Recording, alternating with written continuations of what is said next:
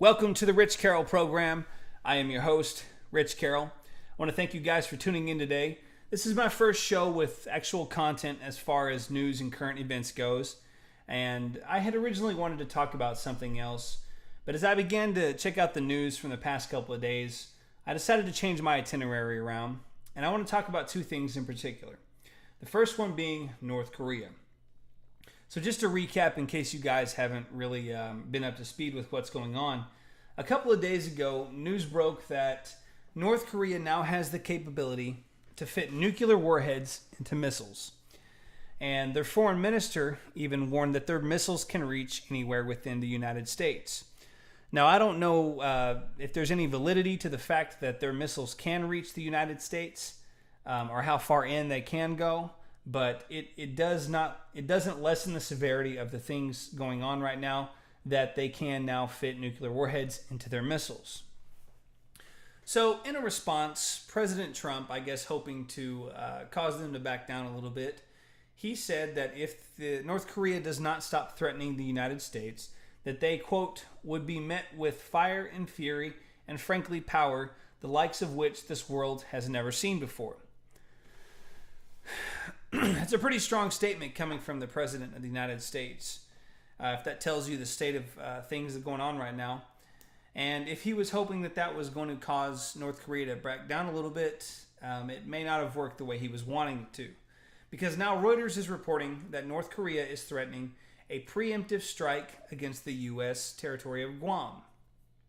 And Guam is this little island sitting over in the Pacific Ocean that is the home to Andersen Air Force Base. So if North Korea were to strike this little island, they would be declaring war against the United States of America. And then things would likely blow up like a powder keg. So guys, these are pretty trying times right now. If you do pray, I urge you to pray for our president and pray for our leaders during these times. I know I certainly wouldn't want to be in their shoes. And I think they need a little divine providence to lead them and guide them in what direction to take the United States and how to deal with Kim Jong-un and his regime. It's a very sobering realization to think that at a moment's notice we could be at war, and not just war but nuclear war, which could drastically change the way our world is in just an instant. So please keep them in your thoughts and your prayers. The next thing I want to talk about is everybody's favorite search engine, Google.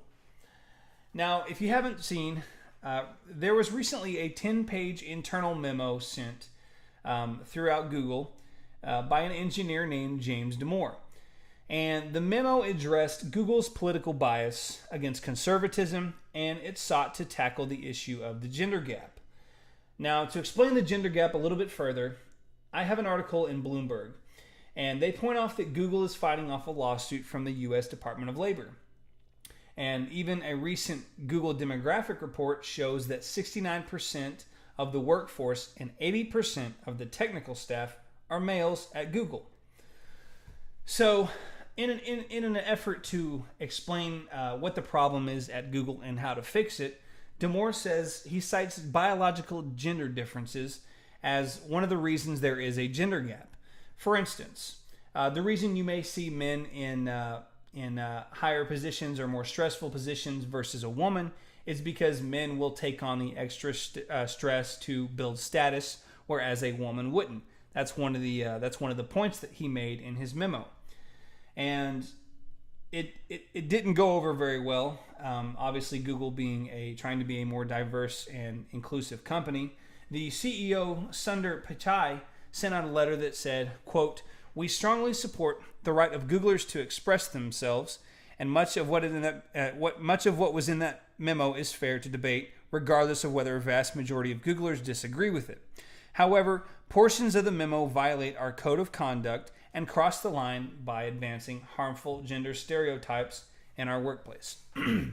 Now, at this point, I am sharing the 10-page memo down in the information section of this video. If you want to check it out, go read it. It'll probably take you about 15-20 minutes to complete the read, give or take. And I read it. Now, I didn't see anything in there worthy of firing somebody. At least by my thinking, I didn't see anything in there worth firing the guy for. But that letter was from the CEO was not the last tweet here from the higher ups. Google's Vice President of Diversity, Integrity, and Governance. Her name is Danielle Brown. She also addressed the memo. And she went on to talk about the contents inside it. But she wouldn't even link to she made it a point to say she was not going to link to that memo that this guy wrote for people to see it. So they could see it for themselves and draw their own conclusions. She wasn't going to make that available. And then right after she says that, she says that, quote, "We are unequivocal in our belief that diversity and inclusion are critical to our success as a company, and we'll continue to stand for that and be committed to it for the long haul." Now, just my personal opinion, I feel like these people don't even see the irony associated with what they're saying, because they're talking about all this inclusion and this diversity and this tolerance, yet they would not even address this guy's concerns about the company. He said something they didn't like, and they cut him off in the story. That was it. So in essence, they're trying to stop discrimination by discriminating against somebody else, which was one of the points he made in his 10-page memo. As I said, I encourage you to check out the memo for yourself so you can draw your own conclusions. Now, if you're asking if this is legal, it is. I read an article from National Review. David French wrote it, and he says, quote, "There is no First Amendment violation here.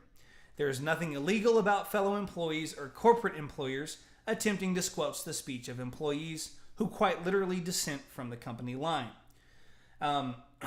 There was some action taken by Mr. Damore. The New York Times says that he filed a complaint with the National Labor Relations Board saying he was subject to coercive statements at Google. Now, whether that means they were telling him he had to fall in line, to he couldn't voice concerns, like I don't know the intricacies of it all, but I know that he did file a complaint saying that there were coercive statements at Google. So we'll see how that plays out.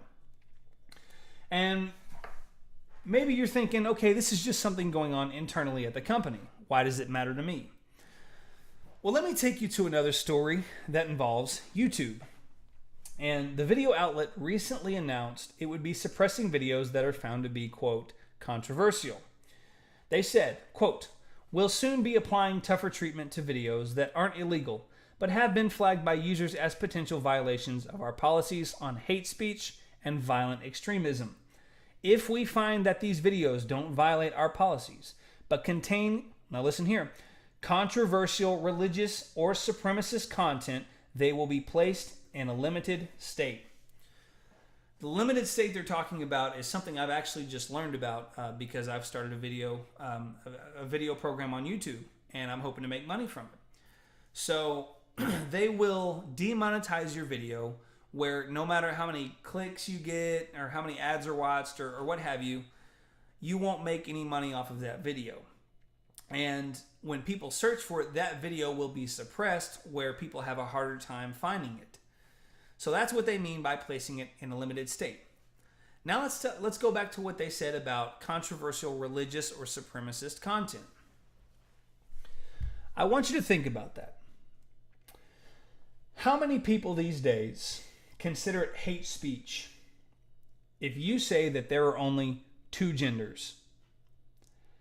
How many people consider it controversial religious content if you say that marriage is between one man and one woman? Quite a bit, huh? There's a lot of people that think that. So, in essence, this policy that YouTube, who is owned by Google, it opens up a slippery slope. But it's not the policy that I want to focus on per se. It's the fact that YouTube is owned by Google. So here you have two arms of the same company that to me it seems like they're suppressing speech. Now, with my program, I want to make it known that we must protect free speech. The First Amendment is critical to our freedoms as Americans. And protecting Free speech usually means protecting the speech that we abhor, that we disagree with, that we don't want to hear. That is the speech. If it offends you, that's the speech that is supposed to be protected. And we need to have the dialogues that Google apparently doesn't want to have.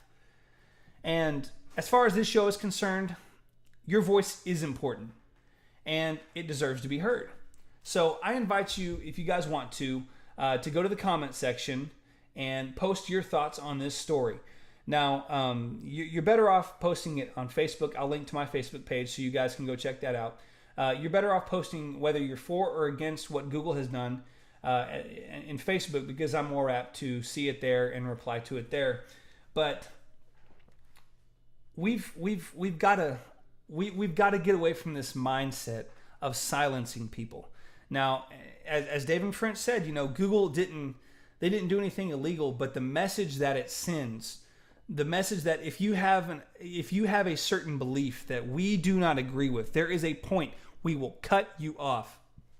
And I'm hoping with my program that we can open up the dialogue. And I would like to hear from people who support what Google did. I would like to hear why you support that, because maybe you might help me think of something that I didn't think of in the first place. And that's what debate is all about. It's about exchanging ideas and drawing your conclusions about what the other person has said, listening to the other person, because maybe they have a perspective you haven't seen it from. Guys, that concludes my show for today. I want to thank you for tuning in. I'm Rich Carroll. God bless. Good night.